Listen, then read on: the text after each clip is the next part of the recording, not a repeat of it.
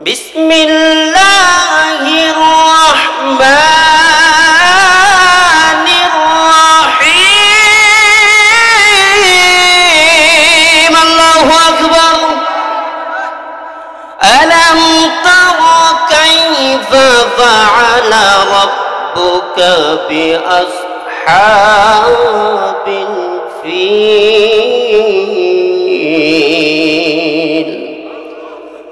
ألم يجعل كيدهم في تضليل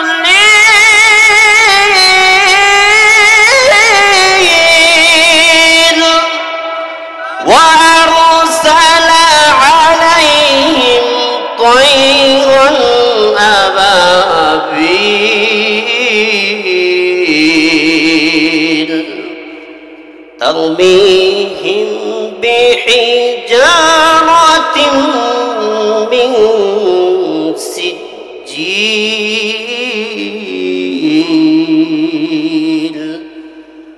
فجعلهم كعصف مأكول।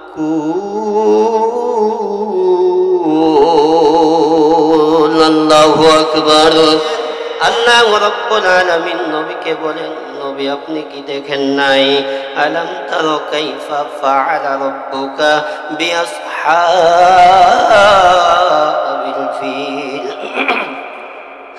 আপনি কি দেখেন নাই আপনার কাবার মালিক হস্তি অধিপতিদের কাছে কিরকম ব্যবহার করেছে? আল্লাহ রাব্বুল আলামিন পরের আয়াতের ভিতরে বলে দিলেন, আলাম ইয়াজআল কাইদাহুম ফি তাদলিল।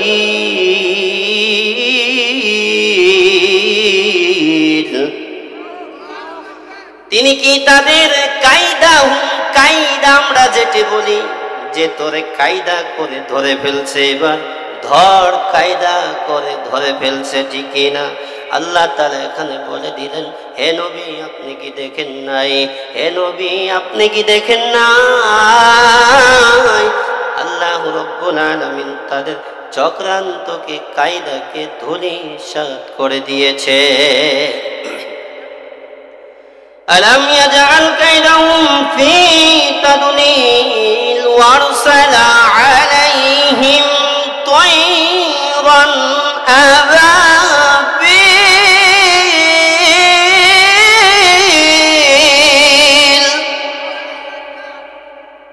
আল্লাহ রাব্বুল আলামিন বলেন, তিনি তাদের বিরুদ্ধে কি যাকে যাকে পাখি নিযুক্ত করেন না। এতটুকু কিভাবে থাকলো?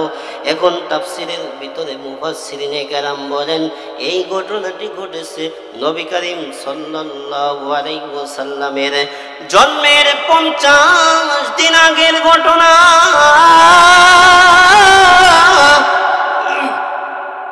50 দিন আগের ঘটনা।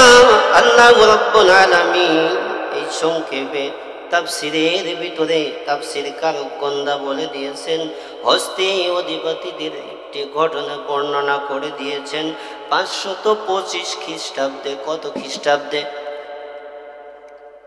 কথা কইতে হবে।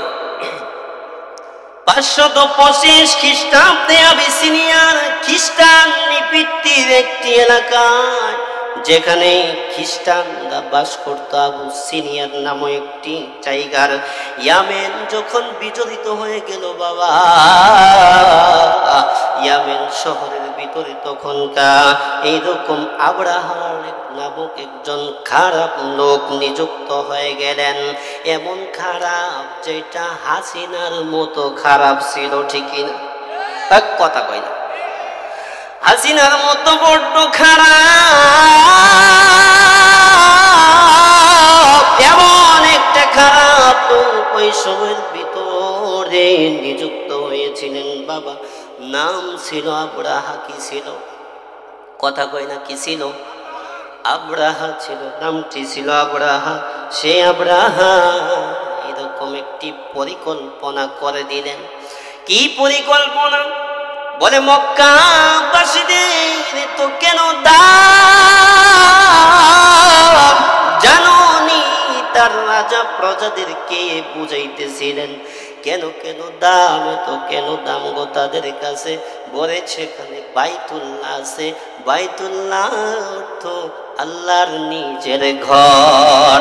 এই যে আপনাদের সামনে যেই মসজিদটা বাবা আছে, এই মসজিদটাই বড় দামি। আল্লাহর ঘরের সঙ্গে সেইটা তুলনা করা হয়েছে। বাইতুল্লাহতে তোয়াফ করলে দেখি হজের অংশ,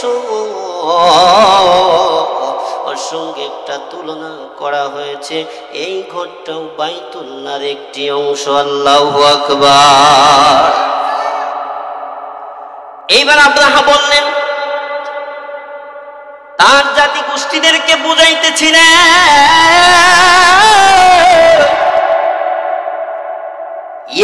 আমার প্রজারা শুনো, মক্কা নগরীর জমি এত কেন দাম? তখনও কিন্তু নবী আসে নাই, নবীর কথা জানে না। বাইতুল্লাহর এত দাম, মানুষ সারা বিশ্ব থেকে বাইতুল্লাহ তোয়াফ করতে যায় কত টাকাই না খরচ করে, সেখানে খরিদ করে মক্কাবাসীদের লাভ হয়। আবু সিনিয়ার একটি জায়গার নাম ইয়ামেন শহরের ভিতরে বাবা। বলে কি করা যায়? প্রজারা বলে গো আব্রাহা কি করা যায়? লিডার একটা পরামর্শ দেন না।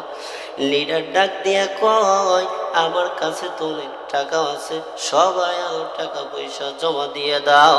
ওই বাইতুল্লাহর চাইতে হুমরা চুমরা একটা মাটির ঘর, ওই ঘরের চাইতে কারো কাজী কইরা আমরা একটু ঘর বানাইব। এটা পরামর্শ দিয়ে দিল। বলে ওই ঘরের পছন্দ হইল না, অপমান করলেন। আব্রাহা এবার মিলিয়ন মিলিয়ন টাকা বর্তমান হিসাবে এত টাকা খরচ করে একটা গির্জা নির্মাণ করলে, অনেক কারুকার্যি কইরা বাবা গির্জাটা নির্মাণ করেন। বলেন তো, আপনাদের এই মসজিদের পাশে যদি কোনো হিন্দু বা খ্রিস্টান জমি কয় কইরা যদি এখানে একটা গির্জা বানায়, অবশ্যই অবশ্যই ঈমান থাকা অবস্থায় মুসলমান সেটে হতে দিবে না, ঠিক কিনা? দিবে? কুরাইশ বংশের লোকের ভিতর থেকে একজন ইয়ামেন শহরের ভিতরে ব্যবসা করতো রে বাবা। ব্যবসার কাজে যখনকার যুবক মানুষ ছিল, কুরাইশ বংশের লোক ছিল। আব্রাহার এরকম কার্যক্রম দেখা তখন বলতেছিল, রে আমার জীবন থাকতে এটা আমি হতে দেব না, কিন্তু আমি একা কিছু করতে পারবো না। তো মনে তার ঘুম, চোখে তার ঘুম নেই, মনে কোনো শান্তি নেই। না থাকার কারণে রাত্রবেলায় আর ঘুমাইতে পারে না। ওই কুরাইশ বংশের যুবকটা ওই গির্জার ভিতরে রাত্রে বেলায় ঢুকলো। ঢুকার পরে কদাচার করে ফেললো, অপমান অপদস্থ করার জন্য টয়লেট করে দিল, প্রস্রাব কইরা দিল, পারলে একটু ভাঙচুরও করেছিল। নতুন অবস্থায় সিকিউরিটি গার্ড না। সকালবেলা আব্রাহার কানের ভিতরে খবর চলে যায়, ও আব্রাহা রে, তোমার একটা স্বপ্নের ঘর, এত সুন্দর ঘর আমরা কারুকার্যি কইরা বানাইছি। এই ঘরটার ভিতরে কে জানি অপমান অপদস্থ কদাচার করেছে, বেইজ্জতি করেছে। আব্রাহা ডাক দিয়া বলে, অন্য জায়গা থেকে আসে না, ইয়ামেনের ভিতরে এই লোকটা আছে, খবর লাগা। ডাক দিয়া বলে, খবর লাগাইতে হবে না, লাব্বাইক, আমি কুরাইশ বংশের যুবক, আমার জীবন থাকতে আব্রাহা এখানে মানুষ তোয়াফ করতে আসবে, আর তুমি আল্লাহর উপর দিয়ে পাল্লা ধরবা। আমি জীবিত থাকতে আমি এটা হতে দিতে পারি না, ঠিক কিনা? আই যুবককে অনেক টর্চারিং করা হইল রে। হওয়ার পরে আব্রাহা সিদ্ধান্ত নিয়ে ফেললেন এই সময়ের জন্য চলো চলো চলো চলো চলো। আরে ইয়ামেনের ভিতরে ঘোষণা করে দিল কাবা ঘরকে ভেঙে ফেলবে। কি করবে? কাবা ঘরকে যখন ভেঙে ফেলবে,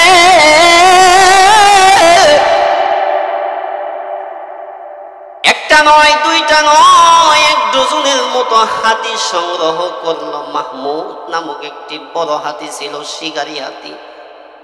এই হাতিটাকে যখন সামনে লইয়া বাবারা যুবকটা যাইতে দিতে চাই না, বলে জীবন থাকতে আমি তোমাদেরকে যাইতে দিব না। কিন্তু হাতির মালিক বলে তোমরা মক্কার দিকে যাও। নিয়ে যাইতে যাইতে বাবা ওই সময়ের ভিতরে বলতেছিলাম সংক্ষিপ্ত আকারে, যাইতে যাইতে কত মসজিদ, ছোট ছোট আল্লাহর ঘর, কত মাদ্রাসা নাই আব্রাহা ধ্বংস করেছিল। ওই সময়ের মানুষ সামনে যারা গিয়েছিল প্রতিবাদ করেছিল তাদের সহ ধ্বংস করে দিয়েছিল।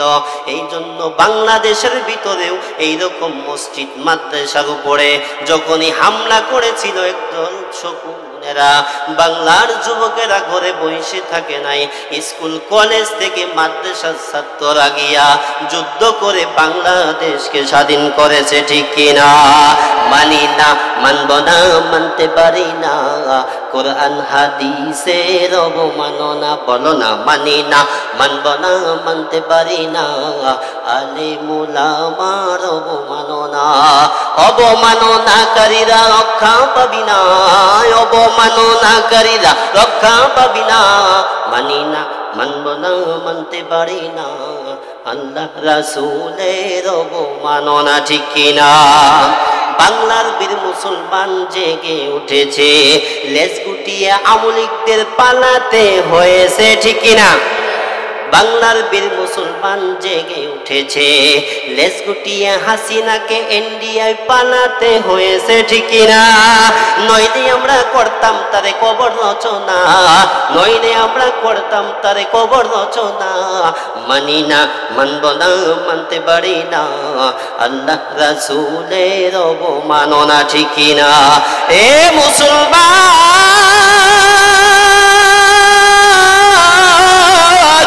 এক ফুটা রক্ত থাকা অবস্থায় মসজিদ মাদ্রাসার ভিতরে আর শকুনের হাত লাগতে দিবে না বাংলার মুসলমানরা। এবার বুঝে গেছে ইহুদি নাসারাদের চাল, এবার বুঝে গেছে হিন্দুদের চক্রান্ত, এবার বুঝে গেছে ইন্ডিয়ার চক্রান্ত। শকুনের হাত পড়ে গেছে বাংলাদেশে। ঠিক কিনা? যুবকরা এবার সোচ্চার হয়ে গেছে। দ্বিতীয়বার এইরকম যদি কেউ ভুল না করতে পারে, এই জন্য সোচ্চার হইতে হবে। ঠিক কিনা? খালি দেখবেন যেখানে টাকা, যেখানে কাগজপাতি, যেখানে অর্থ, ওখানে উইরা গজবই ভাবে আগুন ধরতেছে। ঠিক কিনা? এই যে গত হয়ে গেল 18 তারিখে এই শামসুল হক ভাইকে আমি জায়গায় গিয়েছে গাড়ি উঠাই দেওয়ার জন্য। বাবা 5টার দিকে আমি ফ্লাইওভারের উপরে দাঁড়ানো হুজুরকে লইয়া মোবাইলের ভিতরে ঢুইকা দেখি পিছনে এয়ারপোর্ট, আমরা উপরে দাঁড়ানো। আমরা ছিলাম বাবা আব্দুল্লাহপুরের কাছে, এখান থেকে দেখা যায় না। দাউ দাউ দাউ দাউ কইরা জ্বলতাছে, আগুন গুলা লাগছে কোন জায়গায়? যেখানে কার্গো বিমান রাখা, মাল সামানা রাখা, ওই জায়গার ভিতরে আগুন। বলেন তো একবারেই কি জয়লা উঠছে না আস্তে আস্তে ধরছে? আস্তে আস্তে ধরছে না? প্লেন ল্যান্ড করার সময় দেখবেন ফায়ার সার্ভিস 2-3টা রেডি থাকে। যারা এয়ারপোর্টে চাকরি করছে বা তথ্য আছে তারা জানে। দেখবেন ল্যান্ড করার সময় ফায়ার সার্ভিস একবারে রেডি হয়ে দিয়েছে। কি জন্য? আগুন যদি ধরে চাকায়। আচ্ছা ওই দিন কি এয়ারপোর্টের ভিতরে ফায়ার সার্ভিস ছিল না? কথা কইলে ছিল না? গেটের ভিতরে যখন ফায়ার সার্ভিস বাহিরের গুলা গেছে, কোনো অনুমতি লাগবে, অনুমতি লাগবে। এখনো যদি বাংলাদেশের ভিতরে ইন্ডিয়ার অনুমতি লাগে, এখনো যদি বাংলাদেশের ভিতরে আগুন নিবানোর জন্য অনুমতির প্রয়োজন হয়, তাহলে এই বাংলাদেশের ভিতরে তাদের রাখারও অনুমতি নাই। কথা বলেন ঠিক কিনা? যারা বলছে অনুমতি লাগবে, ওদের অনুমতিও বাংলাদেশে থাকার দরকার। আমরা আজকে ওষুধ খাইতেছি কত টাকায়, দেখবেন ওষুধের দাম বাড়বে। মিলিয়ন মিলিয়ন টাকার ওষুধ পড়া গেছে, পোশাক শিল্প পড়া গেছে, ধ্বংস করে দিচ্ছে। যাই হোক, আমি ওই দিকে যাব না। এরকম আব্রাহা মনে আছে? আব্রাহা কি করতেছিল? হাতি লইয়া যাবে, ধ্বংস করে দিবে কি ঘর? কাবা ঘর। কি ঘর? আল্লাহর ঘরকে যখন ধ্বংস করার জন্য বাবা আব্রাহা সামনের দিকে এগোইতেছিলেন, সংক্ষিপ্ত কইরা বলতেছি, রে বাবা অল্প সময়ের ভিতরে শেষ করে দিব, দিলটা একটু নরম করে দেখবেন বাবা, ওয়াজটা দেখেন কাজে লাগে কিনা বাবাজিরা। আব্রাহা 13টা হাতি লইয়া মক্কার দিকে যখন এগোইতেছিলেন বাবা, দেখা গেল রে বাজানদারে, চিন্তা করতেছিল আমি মক্কার ভিতরে ডাইরেক্টলি ঢুকেই পড়বো কিনা।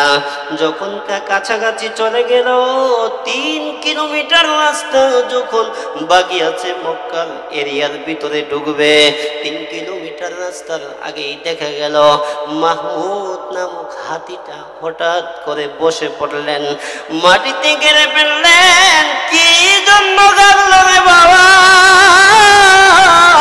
এইদিকে আবু লাহাব নয়, এইদিকে নবীজির দাদা আব্দুল মুত্তালিব আল্লাহর সঙ্গে লাইন লাগাইয়া দিছে রে বাবা। যখনকার নিজে নিজে আল্লাহর কাছে বলতেছিল আব্দুল মুত্তালিব, মক্কা নগরীর লোক কুনাইসা বলে, ও আব্দুল মুত্তালিব, আমরা আব্রাহার সামনে গিয়ে অনেক কিছু বলেছি, আমাদের কথা কেউ শুনে না, আমাদের কথা কেউ রাখতে চায় না রে। আব্দুল মুত্তালিব, তুমি যদি একটু অনুনয় বিনয় করো, তোমার কথা অবশ্যই রাখবে। তুমি কাবা ঘরের মুতাওয়াল্লি, যার চাবি তোমার কাছে, আল্লাহর সঙ্গে তোমার একটা সম্পর্ক। আব্রাহা বলে, আব্দুল মুত্তালিব যদি আমার কাছে আইসা সারেন্ডার করে দে, কুরাইশ বংশের সবাই সারেন্ডার হয়ে যাবে।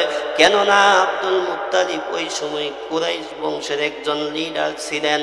বলে, লিডার যদি আমার কাছে এসে আত্মসমর্পণ করে, আমি আব্রাহা মেনে নিব, মেনে নিব। নট এলাও, এইরকম যখন বলতেছিলাম, আব্দুল মুত্তালিব ডাক দিয়ে বলে, কাবার মালিক, তোমার কাছে আমরা মাথা নত করি।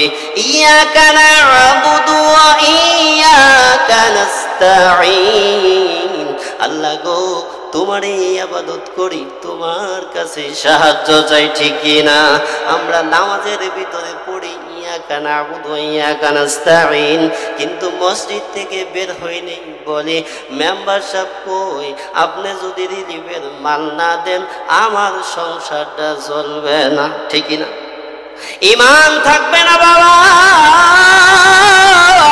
ইয়াকা না'বুদু ওয়া ইয়াকা নাস্তাঈন, তোমার ওই ইবাদত করি, তোমার কাছে সাহায্য চাই। এইরকম আব্রাহা যখন প্রস্তাব দিয়ে দিল বাজানদারে, দাদা আব্দুল মুত্তালিব বলে, আল্লাহর কাছে দোয়া করে মা আমিনার কাছে গিয়া বলে, আম্মা জান, ও আমিনা, কিছুদিনের ভিতরে তোমার গর্ভে থেকে রহমাতাল লিল আলামিন আসবে, আমার কাছে খবরটা চলে আসছে রে, তুমি কি বুঝো নাকি? বলে, আব্বাজান, হে বুঝি বুঝি বুঝি। কেমন তুমি বুঝো রহমাতাল লিল আলামিনের পাওয়ারটা? আমাকে একটু বলো না, আমি মানুষের কাছ থেকে শুনি গো। বলে, কি শুনেন? বলে, রাস্তা দিয়ে তুমি যখনই যাও সুগন্ধি নাকি ব্যবহার করো, মানুষ এসে আমাকে এইরকম নালিশ করে, বিধবা নারীরা সুগন্ধি ব্যবহার করতে পারবে না, শ্বাস সহ্য করতে পারবে না। ও বৌমা, সত্যি করে বলো, তোমার গায়ে থেকে কেন তো গ্রান আসে, সুগ্রান আসে গো? ডাক দিয়া বলে, আব্বা জান, আমার যখন মুহাম্মদুর রাসূলুল্লাহ, সকলেই পড়ি সাল্লাল্লাহু আলাইহি ওয়াসাল্লাম, যেদিন থেকে আমার গর্ভের ভিতরে ধারণ করছি রে বাবা। সেদিন থেকে আমি আমেনা রাস্তা দিয়ে যদি চলি, সেদিন থেকে পাথরের উপরে পাটা লাগার সঙ্গে সঙ্গে পাথরটা গলে নরম হয়ে যায়। আল্লাহু আকবার। ডাক দিয়া বলে আব্বা যান, যেদিন থেকে মুহাম্মদ আমার গর্ভে আসছে গো, সেদিন থেকে আমি আমেনার কাছে কে জানি আইসা সালাম জানাইতে শুরু করে। গাছপালা আইসা সালাম জানাই, বাঘ আইসা সালাম জানাই। আমি যখন রোদের ভিতরে চলতে থাকি আব্বা যান, মেঘের ছায়া আমি আমেনার মাথার উপরে থাকে। আব্বা যান আরো শুনবেননি, রাহমাতাল লিল আলামিনের পাওয়ার আলো শুনবেননি? বলে বলো বলো বলো, আর একটু শুনি রে। আহারে যখন আমি আমেনা এরকম কুয়ার কাছে যাই, পানিটা নেওয়ার জন্য যখন হাতটা বাড়াই, পানি গুইলা অটোমেটিকলি কুয়ার কাছারের লেভেল হইয়া পানিটা বালতি উঠে যায়। আল্লাহু আকবার। এবার ডাক দিয়া বলে দাদা আব্দুল মুত্তালিব, কাজ হয়ে গেছে রে আমেনা, আমি সিলিন্ডার করব না, তুমি আমার সঙ্গে একটু চলো। কাবার মালিকের কাছে গিয়া কাবার গোটটা দইরা একটু বলবা, মালিক, ও দয়ার মালিক, তোমার ঘর তুমি রক্ষা করবা, আমাদেরকে ছোট কইর না, আমরা তোমারই তো ইবাদত করি, তোমার কাছে সাহায্য চাই। আব্রাহাম শর্ত দিয়েছে, আব্রাহার কাছে গিয়া সিলিন্ডার করতে হবে, সেটা আমরা করব না। ও মালিক, তোমার ঘরের চাবিটা আব্দুল মুত্তালিব না আমেনার হাতটা লাগাইয়া বলে, ও প্রভু, এই যে বরকতি আমার নাতি আসতেছে, তার মার হাতটা আমি লাগাইছি, তার হাতই লাগানো হয়েছে, এই হাতের বরকতে তোমার চাবি তোমার কাছে আমি দিয়ে গেলাম। প্রভু গো,